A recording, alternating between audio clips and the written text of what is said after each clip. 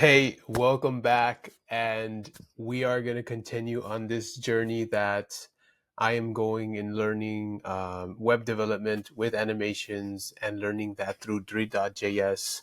From the knowledge that I already have in JavaScript, I was thinking, why not add 3D animation through my portfolio, which is really what I wanted to do with coding. So I know we already went through some things in the first video.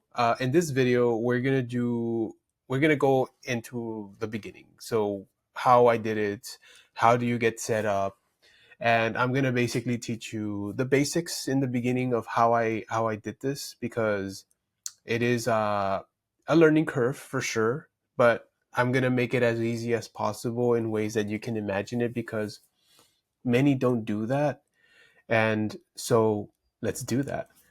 Let's do it now. So one thing I'm going to show you first before we get into any code or anything like that, I wanted to basically show you what it is that you can build, right? So here we have our website, and this is the website that we built. So of course we have a lot of videos, a lot of animations, Lottie animation. That's a Lottie right there. So it responds to the scroll, right? The video again, and then some templates for a website that we're selling for home buyers. And here we have the 3D animation. So this one also you can create in Spline Animations, which is the one that we went before, which is spline.com, right? 3D animations within the browser. So what is this? So what this is, it's a booking calendar, of course, right? It's like, Ray, come on. And when I hover over this with the mouse, it moves according to where the position of the mouse is. What do I do if I click it? Or rather, what does it do if I click it? So let's click it. Boom. And it's going to set you to our calendar. So it fetches a calendar, and then you can sign up for a slot and opening that's available in your time, right? So that is awesome. Let's go back. And we're back. So the calendar's right here. We see that it is a 3D animation. For this one, of course, you do have to add some texture here. This one I had to add a different kind of texture because I wanted it to look metallic, because it was looking a little, it was like a polished black. It looked cool, but it didn't fit an actual calendar, what it would look like. And of course, all of this I did from scratch, which was pretty cool. And that's basically what you can do with 3D animations. And, or rather, this is what I've created with 3D animations because it just makes it much more interactive, where you can go and see a lot of the stuff. Let me see. There's one, I think that's, let me see. The contact us. Wait, where is the portfolio thing? It must be in the footer. About us. Yes, it's in the about us. Oh, look, I like that. I love how I did that. All right, back to the thing. So about us. So in the about us, I added a rotating rock. Why? Because we are Agency Cornerstone, the rock, right? For the agencies. And of course, there are little pitch here, and then of course a video on the bottom, and then the 3D the interactive button right here. So these are some of the things you can create. Of course, this one also I created from Spline, and then you just have to wrap it around a box just to make it simple, a div. And then you place it here and put it in, it's probably absolute. Yeah, it has to be absolute. Let me check it real quick because I do not remember. So yeah, this is the canvas. So this is where we build animations in the canvas. And this one is the position. It's so small. Let's just put it here. Oh, it's relative. So it's a position relative. Interesting. Yeah, because this other div on the top is going to be static. Static. Static. Okay, so I just basically put it on the top. I honestly thought it was going to be an absolute or a a fixed, but fixed was not, it's out of the box. All right. So now we see that learning how to code and program, you can use it in anything, every way possible that you can create, you can do that. So one of the first things you have to do is we're going to go to VS Code. And VS Code is going to be a terminal that is allowed, that you can use through Microsoft. So Microsoft created this. They made one for Mac, of course, as well.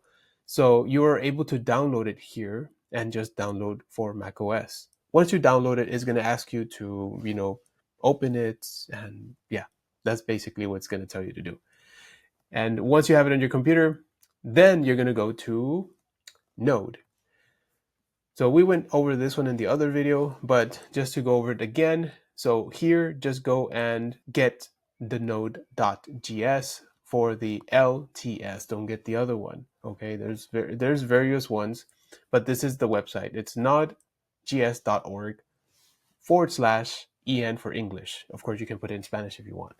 So that's good. Once we do that, now I'm going to go and I'm going to download some packages that I already had from the course, right? So this is the debugging course. And down here, we're going to have a starter pack and a final project. So I'm going to get the starter pack. It's medium, really. Okay.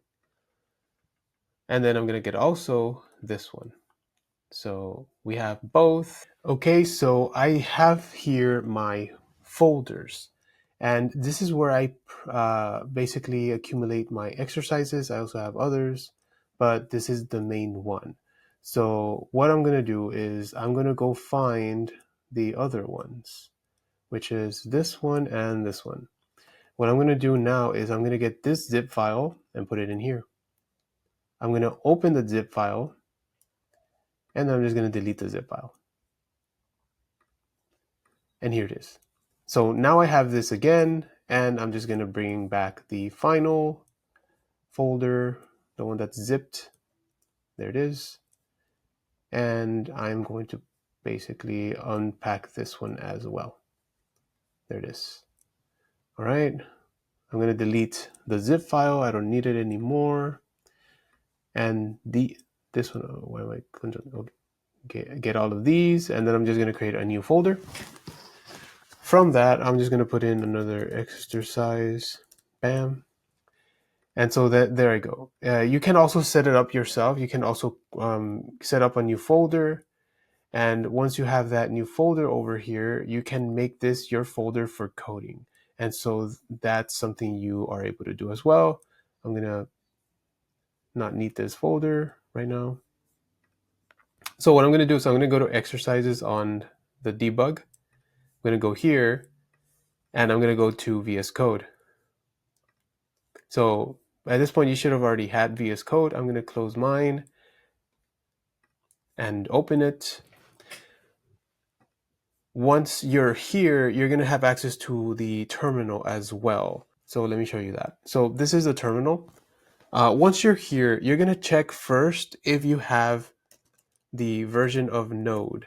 So by this time, you should have already also downloaded this, and it should show you this. Once you have that, you're going to put npm, which stands for Node Package Manager, because you already have Node downloaded. You're going to put init/y,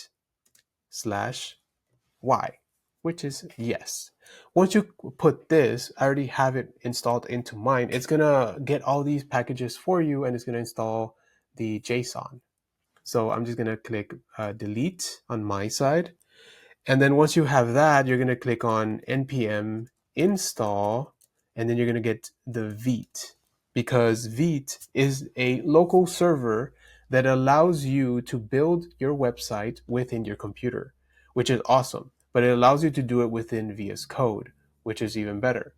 So yes, once you do that, click on npm install Vite. That should be good. But what I would do is I would just click on npm install, because I already have the dependencies. So I'm just going to click npm install. Clearly, I didn't install the node. So you see how I got that error? That's because I didn't have the folder. There was nothing in there to unpack into. So I was thinking, what? So you just put in here. and you put in the terminal, you open the terminal, and here it is. Now I have these. So this dependency right here is the Vite. See how it's already here?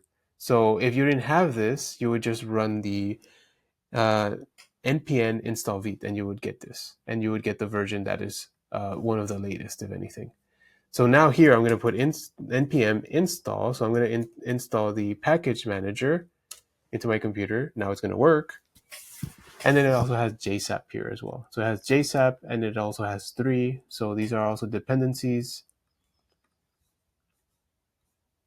And there it is. So now it added my modules, and it added the JSON. And now I'm able to run this. So this package is already going to be an npm, and I'm going to run, and then I'm going to put dev. And why dev? Because right here in scripts, it's using the script from my source, which is the, let me show you, the script right here. And so it's going to run the dev, and the dev is going to be the local server. And boom. Now we're back, and we have the square again. Yay. And then, of course, you can also maneuver it this way. You can also tap it, I guess, and move it that way. So now we see that this local server right here is on top over here. So because Vite allows us to do this, we're now able to put what we see on our terminal over here on the website, or in this case, the server, right? But it's still like a website. You already have the index linked to the script, meaning that this is going to be connected to the script. And then it also has a canvas. So the canvas has a class of WebGL, which is linked to the script here. And then it has the imports. And then it also has the JSONs. So right here, we have all these dependencies, which is basically all of the code that we're able to use and utilize through this framework, which is, to me, so beautiful. So other than that, once you have Vite, you're able to now edit. I know I have a folder that's already been created, and I have already created one from scratch, which are the other ones. But through here, you're able also to get it through the course. If you ever have this course, then of course you're able to also get the starter packages or the final packages. So you're able to do it through the first package. So basically it's a starter package. It doesn't have the final one because this one's basically just for beginners. So you're going to be doing everything from scratch so that you're able to understand everything. But once you're able to create dynamic animations like this, which you are able to utilize for websites like I did with mine. So basically, like that square, I could put that square within my website once I put it onto the live server, because right now we're in the staging, and the staging just means that it is not ready for production or to go live. But it is live, but not to the point where it's going to go to a website or people can see it already, because this is only on my server and only I am able to look at it. Unless you use the other method of putting it on a live server through here, then your website is going to be online already through that. So it just depends on how you want to do it. But for me, this is basically how we start, so that we can put everything for publishing, make sure everything's working, nothing has bugs, nothing is having errors. That's how we do it. And I'm just so excited because you can do so much with all of this that it's mind-boggling to me how much I could do in a website and creating animations that I love. Because if you need also to create your own animations, one thing I do recommend is Blender. Blender is a open source and it's free 3D animation. So Blender is really good. It has all the features you need to basically make animations, which is something that I'm going to be using as well, so that I could use these files. I think it's the GTLF file, where you basically have, oh, I don't have it open, where you basically have Blender open, and whatever you build on Blender, you're able to import that into your website and into your server, so that you are able to have that 3D space, kind of like a video game, where you're able to now create avatars, animations, shades, geometries, all of these things. It's, to me, so beautiful, where anyone can just go and have like you can even create like a community, which is what I want to create. Learning this, because it is a learning curve, but I am willing to climb that ladder. But other than that, this is basically what I wanted to show you on how to get started, mainly because getting started is the first step. Just take the first step. Trust me. Uh, Believe me when I say that you will never regret taking the first step to something that will better your life. Yeah, I have a brother as well. His name was Aris, and I one time he had mentioned to me that he wants to work somewhere where he can keep the Sabbath, and I said, well, what do you do? And he said this and this and this. Well, if you like doing this and this and this, or this and this and that, why don't you become a trainer for in the gym, and then you can choose your own hours, and you don't need to worry about anything, because you can work the hours that you want and get paid by the clients that work with you in the gym. And he says, you know what? I'm going to do that. He just literally said that. And then by the time I knew it, he was already a personal trainer, and he's already hired by two gyms, I think. I was like, awesome. You just have to take the initiative, and the people are just going to, follow after you just take that initiative. Because if no one knows, one thing that I put out there a lot is, you can have, let me put myself in the middle. There we go.